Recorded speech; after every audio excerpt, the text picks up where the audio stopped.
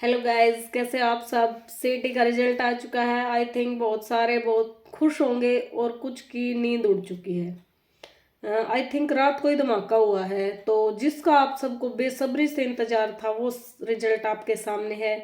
यानी कि आगे का भविष्य आपके इस रिजल्ट पर डिपेंड करेगा। अगले 1 साल में जो भी आपके साथ होने वाला है जॉब के क्षेत्र में।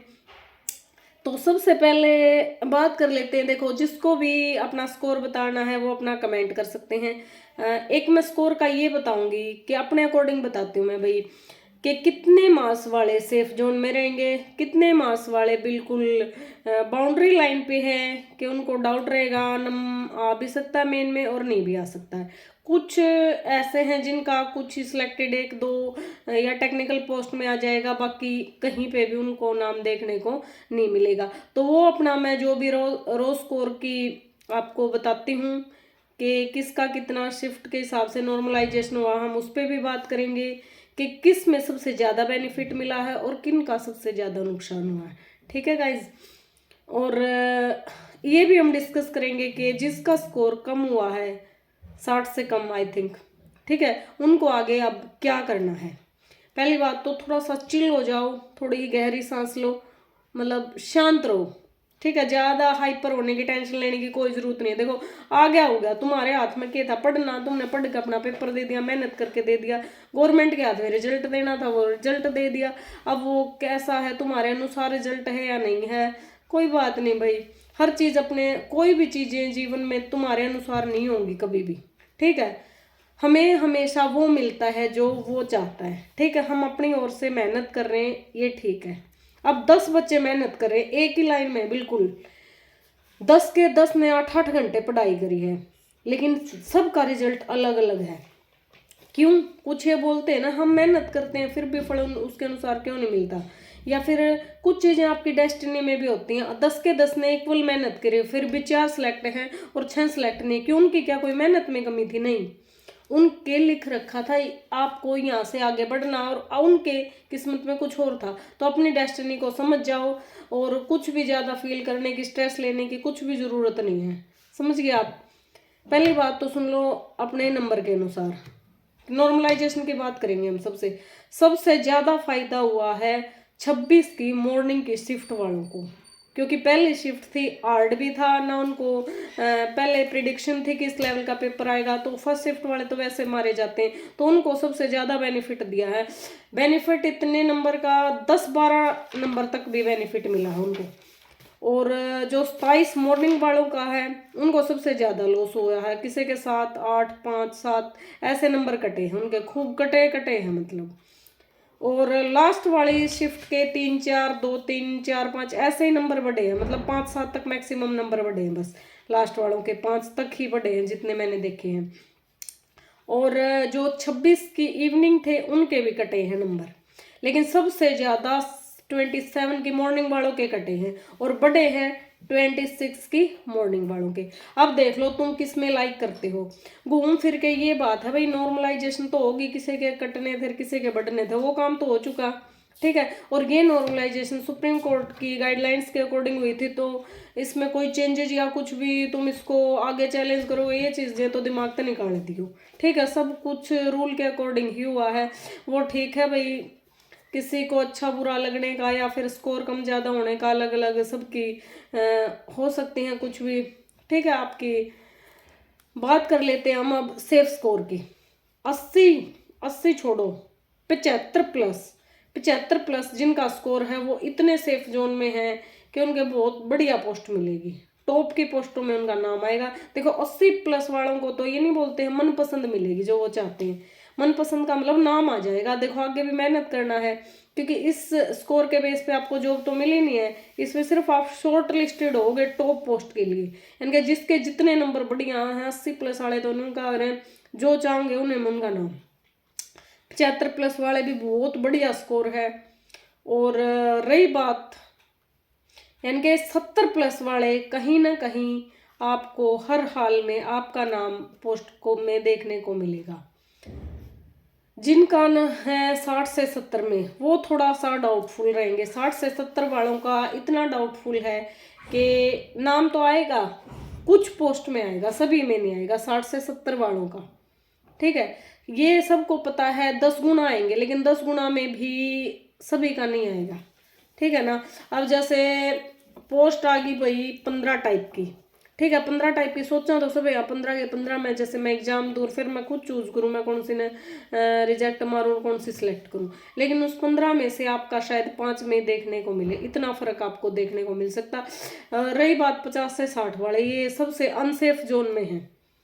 मैं ये बोलना चाहूँगी 50 से 60 वालों के, तो यानी जिसके 60 से बिलो नंबर हैं, या तो पुलिस में या कुछ टेक्निकल पोस्ट में है जिनमें स्पेशल डिग्री डिप्लोमा की डिमांड है, एलएम वगैरह, फायर ऑपरेटर, या फिर कुछ और पोस्ट हैं जिनमें 5-5, 7-7 साल का, 2-4 साल का टेक्निकल पोस्टों का एक्सपीरियंस मांग रखा हो, उनमें तो आपका आ सकता है। बाकी अगर नॉर्मल सिर्फ बेसिक +2 जैसे क्लैरिकल, बेसिक ग्रेजुएशन के बेस पे अगर आप किसी पोस्ट की इच्छा कर रहे हो सिर्फ 60 से कम स्कोर वाले, तो प्लीज़ आप छोड़ दीजिए। और ग्रुप डी आपके सामने एक बेहतरीन ही अपॉर्चुनिटी होगी, आप तो उसकी तैयारी करना स्टार्ट कर दीजिए। कुछ घरों में एक ये भी सोच है भाई ग्रुप डी को अच्छा ही नहीं समझते, ये मानते भाई चपड़ासी भी नौकरी कोई नौकरी है।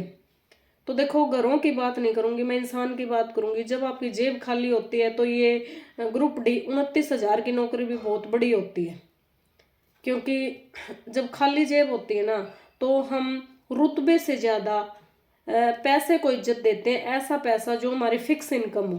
क्योंकि देखो, एक बार लग के छोड़ दो कोई बात नहीं, लेकिन नौकरी नहीं हो 10-10, 15,000 के लिए जब तुम इतने धक्के खाओगे, तो 29 की जब तुम्हें जो मिल रही है और उसको भी तुम अगर अपनी रेपुटेशन के दम पे छोड़ दोगे, तो मैं तुम्हारे से बेवकूफ़ नहीं कहूँगी किसी को भी। ठीक है, तो रुतबा बाद में बना लियो अपना रुतबा, चाहे तो हम आईएएस लग लियो।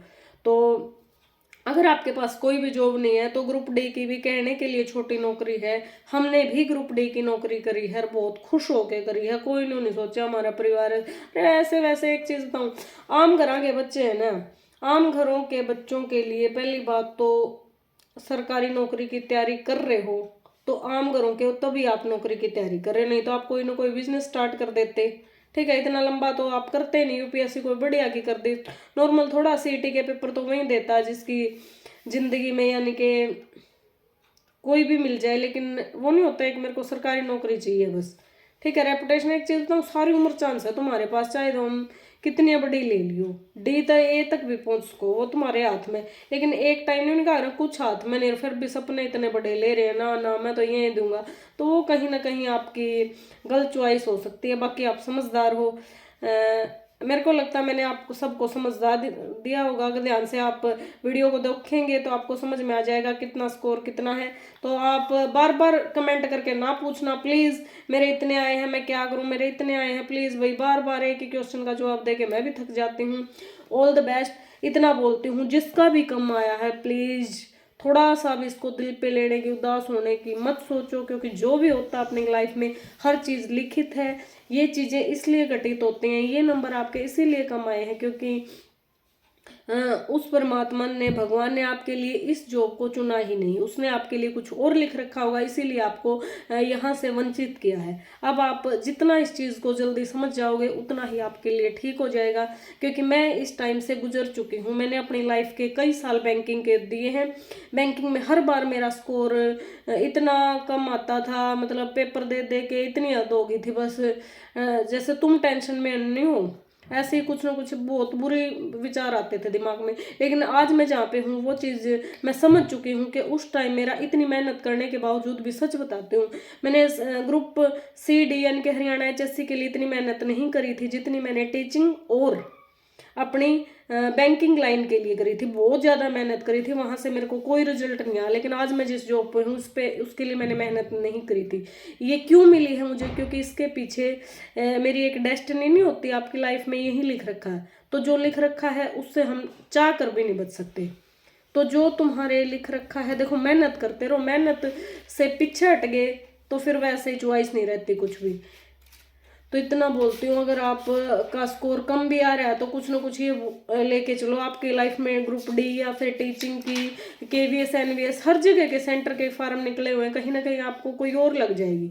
लेकिन बिल्कुल सैड घबरा के सैड होके रो पीट के बैठने की कोई ज़रूरत नहीं है, ठीक है। हर चीज़ को अच्छी अपॉर्चुनिटी मान के चलो। अगर अच्छे आए हैं तो भी अच्छी बात है, ना आए हैं तो भी, ठीक है। लाइफ बहुत बड़ी है, कुछ ना कुछ करके खा पी लोगे, जिंदगी गुजार लोगे। लेकिन इब्बे इतना इसने दिलो दिमाग पे लेके बैठ के तो वो बहुत बुरा होगा, और आपके माँ बाप भी रिग्रेट करेंगे। आपको वो देखना, आप आपके माँ बाप अपने पेरेंट्स सबको कैसे समझाना, कैसे हैंडल करना है, ठीक है। एक ही तसल्ली देना, कोई बात नहीं मम्मी पापा, मैं कुछ ना कुछ अपनी लाइफ के साथ कुछ अच्छा कर लूँगा। और अपॉर्चुनिटी कभी ख़त्म नहीं होती। इतना कहूँ 2000 नए साल की सोच के चलो, 25 जा चुका, 26 में मेन भी होने के फुल चांस है। मेन की छोड़ो, जिनका स्कोर कम है उसकी ज़्यादा बात करूंगी मैं, ठीक है। जिनके लिए ग्रुप डी है, अगले 6 महीने में बहुत बड़ी अपॉर्चुनिटी है। इसका मतलब इतना, चाहे तुम अब तक कुछ भी ना पढ़े हो, अगले 6 महीने भी मेहनत कर लो जो तुम्हारे हाथ में होगी। अगले 1-1.5 साल में कहीं ना कहीं ज्वाइन हर हाल में कर लोगे। और जब तुम्हारे हाथ में नौकरी होगी, कोई घर वाला ये नहीं पूछते CD की, एक बात पूछेंगे के नौकरी सरकारी। अपना हरियाणा में इतना ही लेवल है, ठीक है। CD बाद की बात है, पहले इन्हें पूछेंगे।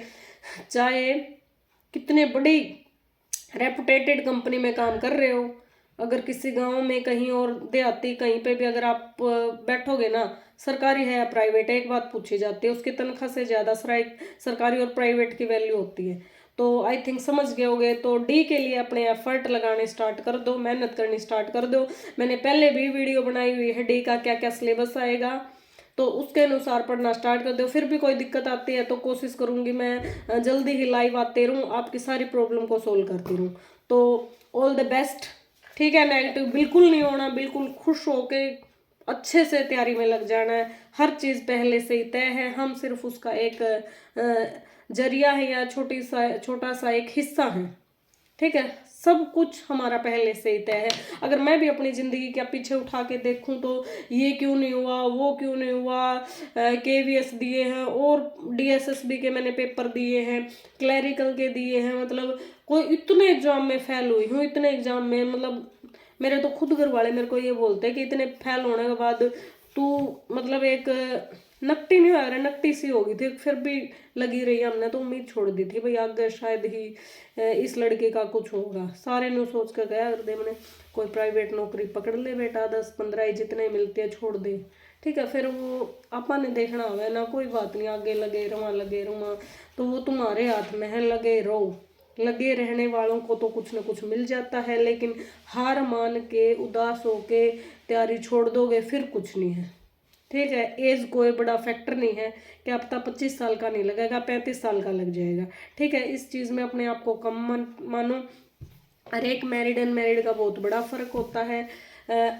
अनमैरिड को कोई स्ट्रगल, कोई वो ये चीज़ें बिल्कुल नहीं झेलनी पड़ती, फैमिली प्रेशर, बच्चों की टेंशन और लेकिन एक मैरिड इंसान है ना, बहुत कुछ फेस करता, बहुत कुछ, फैमिली, बच्चे और तो इस माहौल में एक चीज़ बताऊं, जो भी मैरिड औरतें हैं बच्चों के साथ परिवार के साथ पढ़ रही है ना, अपने आप में तुम एक बहुत बड़ी फाइटर हो, बहुत बड़ी फाइटर हो। और मैं दिल से आप सबके साथ हूँ, क्योंकि मैंने ये टाइम देखा है किस हालात में, मतलब जिस टाइम आपके लिए ज़िंदगी जीना एक जंग हो ना, उस टाइम आप मेहनत करो हो तो ऊपर वाला हर हाल में साथ देता आपका, हर हाल में, ठीक है। अपना कंपैरिजन कभी भी जो बिल्कुल चिल है, जिनकी लाइफ में कोई टेंशन नहीं, उनके साथ मत करो।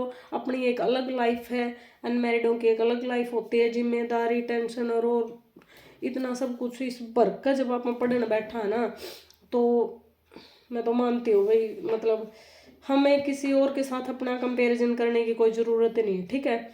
तो लग जाओ पढ़ाई में, ठीक है। मौके बहुत आएंगे ज़िंदगी में, बहुत कुछ आएंगे, और अगले 2 साल में फिर से CT हो जाएगा। अगर न्यू है ना ये तम डी की ले लियो, 2 साल में फिर बदल लियो भाई। अगर तुम्हारे अंदर दम है ना तो कुछ भी इम्पॉसिबल नहीं है गाइज, ठीक है। Thank you, tata bye. Hello.